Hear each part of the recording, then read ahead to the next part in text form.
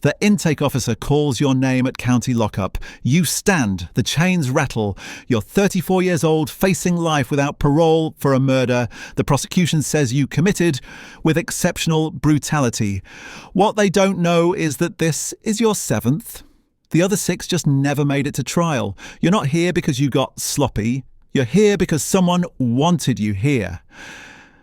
The bus to Millbrook Correctional smells like diesel and desperation. 40 men in orange jumpsuits, most of them scared, some of them angry, all of them trying to figure out how to survive what comes next. You're doing different math. You're calculating how long it takes for word to travel through the prison network. How many days before someone on the inside connects your face to the work you used to do on the outside. Whether the contract that put you here dies at the prison gate or follows you through it. Processing takes 4 hours. They photograph you, fingerprint you, a strip search you in a room that smells like bleach and something older.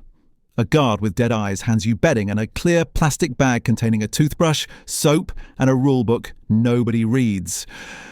Your cell is on D block, 3rd tier, 7 by 9 feet, a steel toilet, a concrete slab with a mattress thin enough to feel the bolts underneath. Your cellmate is already inside when you arrive. His name is Ricky. He's 19. In for armed robbery, first offence, trying extremely hard to look like he's been here before. He asks where you're from. You give him the name of a neighbourhood. He nods like it means something. Then he starts talking. About his case, his lawyer, his girl on the outside who promised to wait. You let him talk because silence makes people nervous. And nervous people ask questions. That first night, you don't sleep. Not from fear, from observation. Every sound in this place carries information. The rhythm of footsteps on the tier tells you which guards actually check cells and which ones just walk the route. The voices echoing through the block tell you who's connected and who's isolated. By morning, you've mapped the social architecture of D block without leaving your bunk. The yard is where everything becomes visible. 200 men moving in patterns that look random until you understand what you're watching. Race determines everything here, but it's more granular than that. The white guys split into 3 groups. Aryan Brotherhood on the north end, moving like a military unit. Skinheads by the weight pile. Younger, louder, less disciplined. Then the unaffiliated whites scattered, trying to stay neutral in a place where neutrality doesn't exist. The black inmates control the basketball courts and the south wall. Their structure is tighter than it looks. Shot callers sitting on the bleachers, watching everything, saying nothing. Soldiers moving between groups, passing messages that never get written down. The Hispanics own the east corner. Norteños and Sureños maintaining a truce that feels like a loaded gun with the safety off. And then there's you, standing alone near the fence, watching all of it, belonging to none of it. This is a problem. In here, isolation is a target. You need to affiliate, or you need to be dangerous enough that affiliation becomes optional. You're considering which route to take when someone approaches. His name is Trent. Mid-40s, shaved head. Tattoos that tell a story about 20 years in the system. He's Aryan Brotherhood, senior enough to approach unknowns without backup. He asks your name. You tell him. He asks what you're in for. You give him the official story. Murder 1. He nods slowly, reading you the way you've been reading the yard. Then he asks the question that matters. What did you do before? You could lie. Most people do.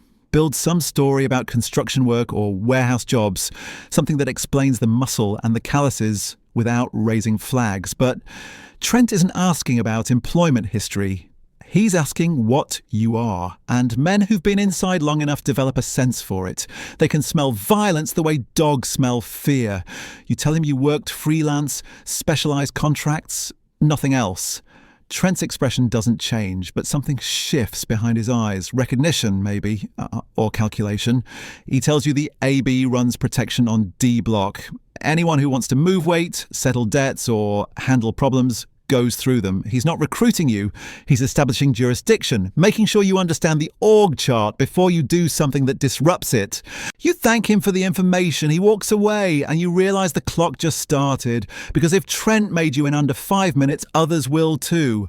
Your reputation from the outside is either going to be your armour or your death sentence, and which one depends entirely on who's waiting for you in here. That night, Ricky won't shut up again. He's talking about his appeal, about some technicality his lawyer found, about how he might be out in 3 years. You let him spin his fantasy because hope is the only currency some people have left.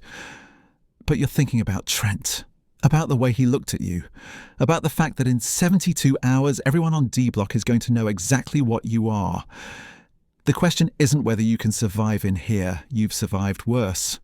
The question is whether the people who put you here want you to survive at all, because professional killers don't end up in general population by accident. Someone made a decision, and you're about to find out what it costs.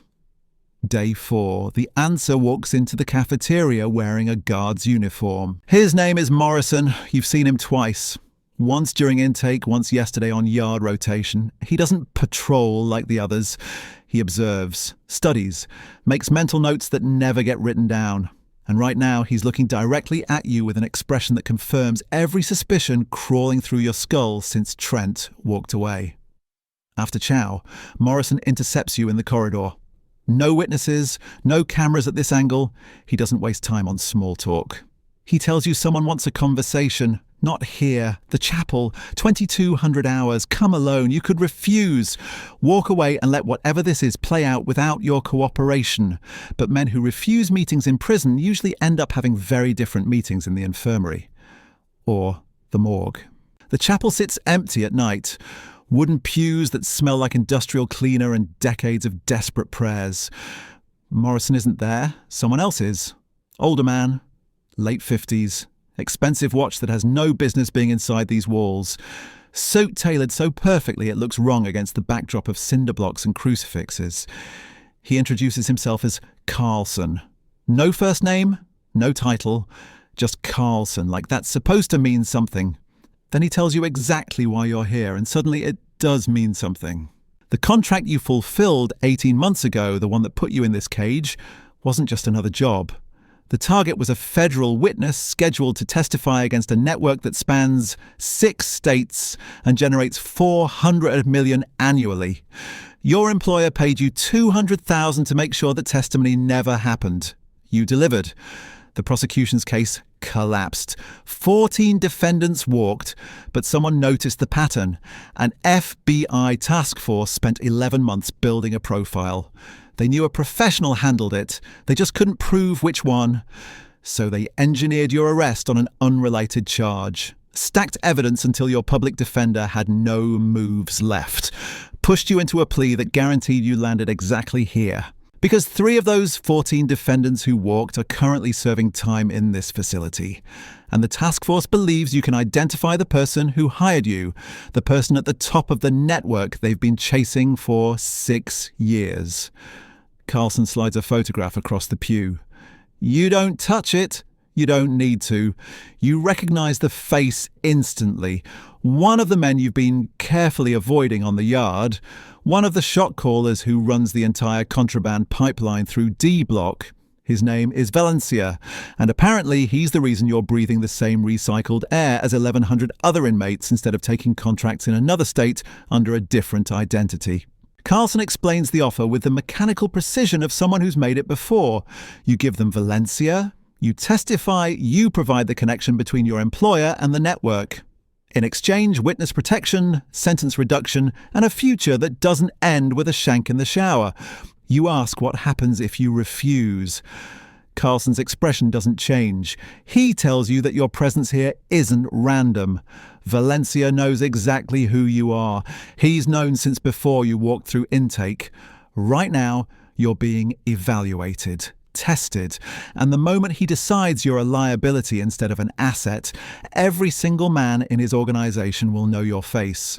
Professional killers don't survive long in general population once their resume becomes public knowledge. Too many people with grudges, too many inmates who lost family to men just like you, too many opportunities for someone to earn a reputation by taking yours. You have 72 hours to decide. After that, Carlson's offer expires and you'll be handling Valencia's attention entirely on your own. He stands, walks toward the exit, pauses at the door, tells you that men like you don't usually get second chances. The system doesn't care about redemption. It cares about cases closed and convictions secured. But right now, for exactly 72 more hours, you're worth more alive than dead. The door closes. Morrison materializes from the shadows near the altar, escorts you back to D Block without a word. You pass 3 different groups on the way: Aryan Brotherhood near the phones, Norteños by the stairs, and Valencia's people stationed at every choke point between the chapel and your cell.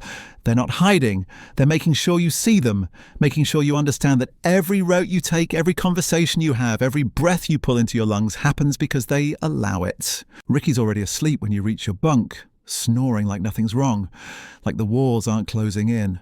Like tomorrow isn't going to arrive whether you're ready or not. You lie there in the dark, doing math that has no good answers. Testify and spend the rest of your life looking over your shoulder, waiting for the day Valencia's reach extends beyond these walls. Refuse and spend however many days you have left looking over the same shoulder for different reasons. Either way, you're not getting out of this cage. You're just choosing which one you die in. The morning count happens at 6. Guards moving cell to cell, verifying bodies, checking numbers against clipboards. You stand when they reach yours. State your inmate number. Watch them mark you present. Still alive, still breathing, still worth counting. For now. You thought survival was the skill set that mattered. Turns out the only skill that matters in here is choosing which version of dead you can live with. 3 days to decide whether your last breath happens in witness protection or on a tier where everyone knows exactly what you are. Either way, the cage doesn't open, it just changes shape.